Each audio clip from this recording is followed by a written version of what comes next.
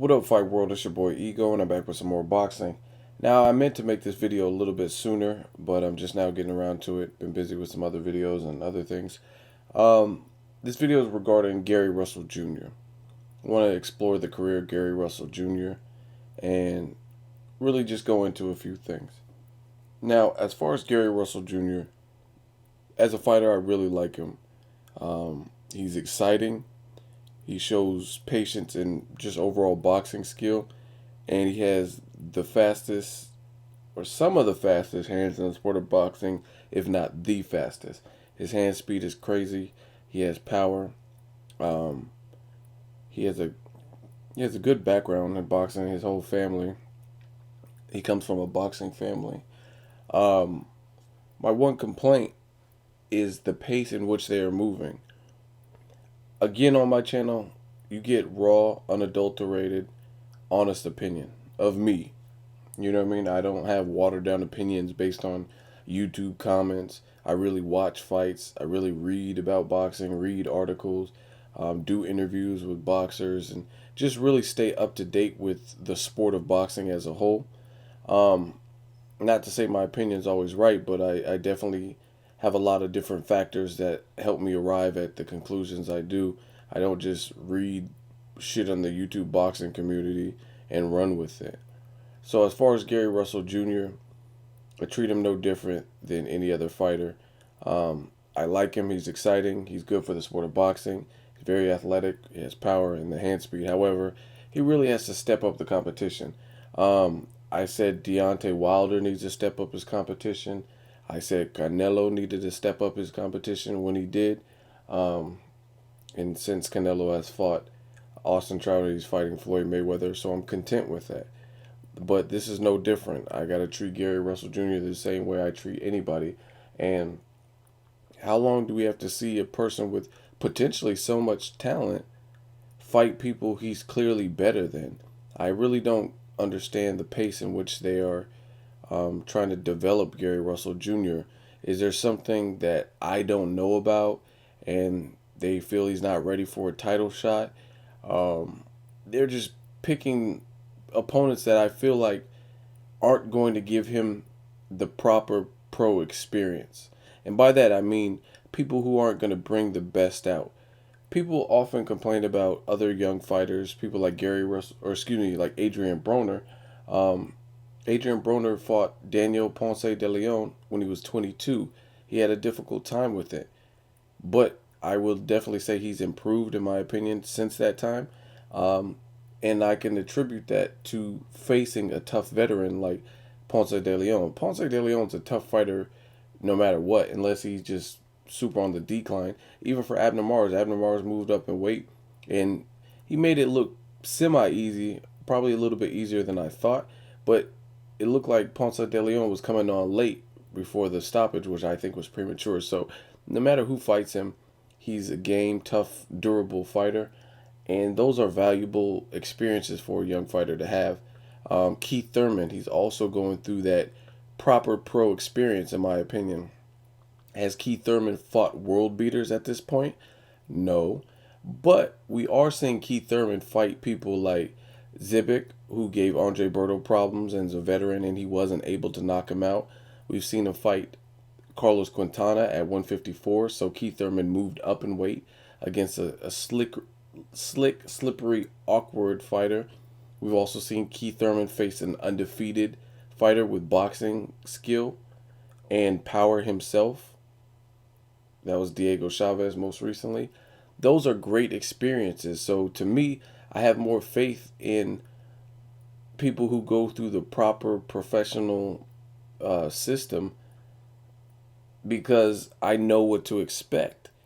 Um, Keith Thurman, in his young career, I've still seen him battle adversity. I've seen him adjust. He had to adjust in the Diego Chavez. So I feel a lot more comfortable with Keith Thurman's progress versus Gary Russell Jr. And they're putting C-class fighters who are not world beaters in front of him, and he's not really being tested, and I'm not okay with that. Most recently, Gary Russell Jr. fought Juan Ruiz. Some of you guys don't know he fought on the same night that Deontay Wilder just had that knockout, he fought on Showtime, but they didn't really air it unless you have some kind of special Showtime. But they didn't air it with the rest of the fights. They showed the Charlo brother, but they didn't really show that fight. It didn't get any airtime because it was a bullshit fight. Gary Russell Jr. fought Juan Ruiz. For those of you who don't know, Juan Ruiz is a fighter who lost 10 out of 11 of his last fights. And then they put him in the ring with Gary Russell Jr. Like, why the fuck would you put him in the ring with Gary Russell Jr.? And then, to top it off, Juan Ruiz went the distance with Gary Russell Jr. So, either way, it was a bad look. I mean, this was a guy that lost 10 out of his last 11 fights. That's not even all the losses he has on his record. That was just in his last 11 fights. He lost 10 of them. I mean, what gives? Like, what is up with the progress? Gary Russell Jr.'s handlers, like I said, is there something that they see that is unbeknownst to everybody else? I mean, I really don't get it. Daniel Ponce de Leon, who has a very solid resume, whether he won or lost, he's been in there with the Gamboas, he's been in there with the Abner Marizes, he's been in there with the Adrian Broners. He just lost his last fight. He was stopped in his last fight. He extended out an offer to Gary Russell Jr., and then Gary Russell Jr. declines. So it's like, I don't understand what the big wait is. What are we waiting for? It looks like he has plenty of talent, but something's worrying me if his handlers keep putting him in there with these mismatches with guys he can clearly beat. Again, I need to see him against a Daniel Ponce de Leon. I thought Abner Mars would have a tough time, and Abner Mars passed his test with flying colors. He moved up in weight, and he looked good at it. Why they're putting him in there with like subpar competition that's really not going to challenge him?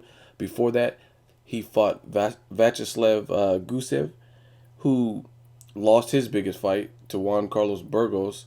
He lost that fight. And then they put him in with Gary Russell Jr. Again, that's a decent name.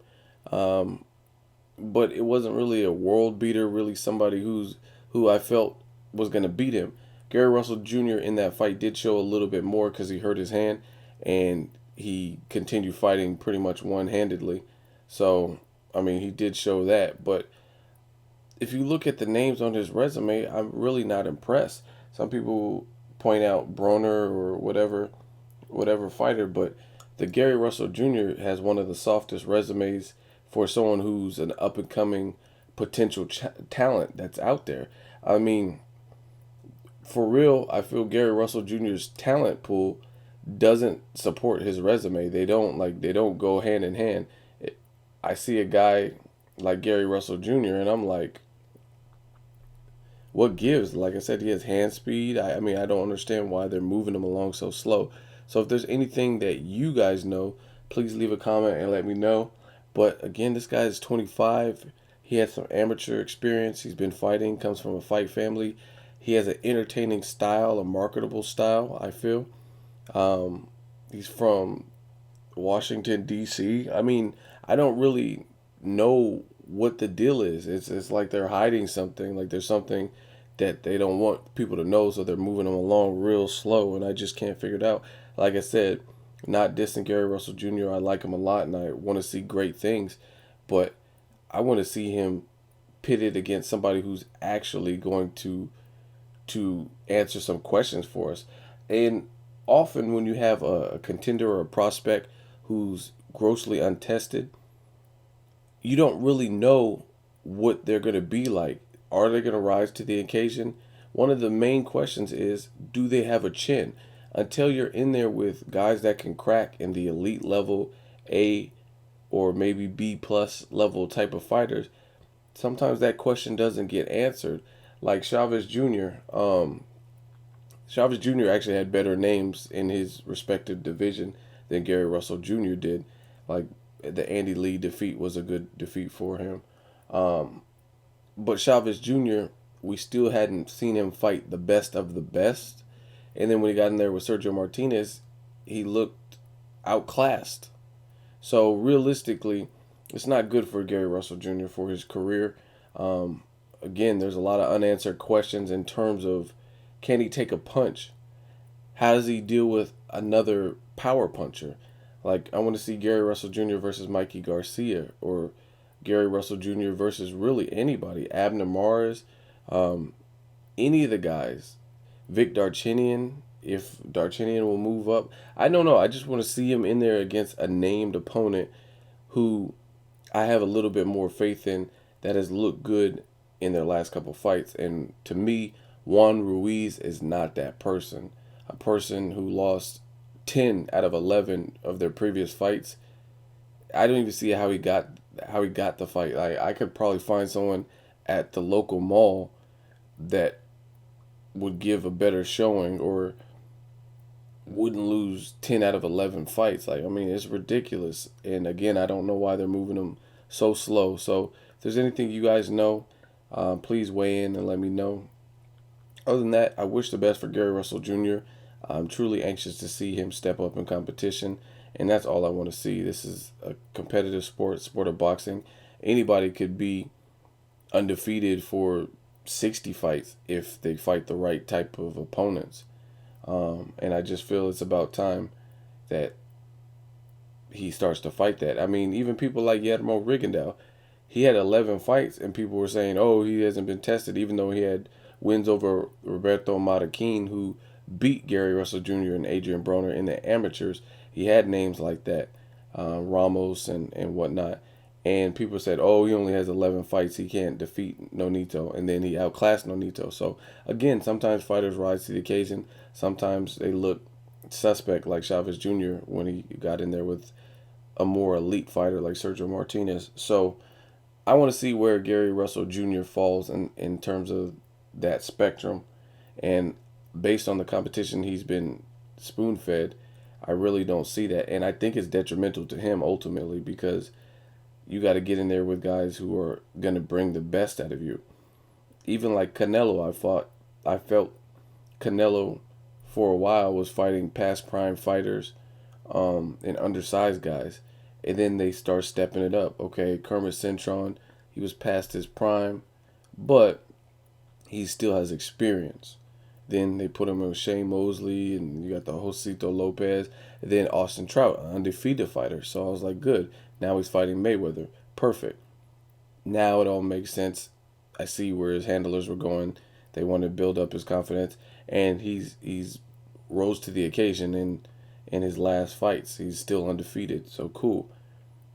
So I need to see more from Gary Russell Jr. in terms of his opposition. Let me know what you guys think. As always, hate, comment, or subscribe. Till next video, it's Ego signing off.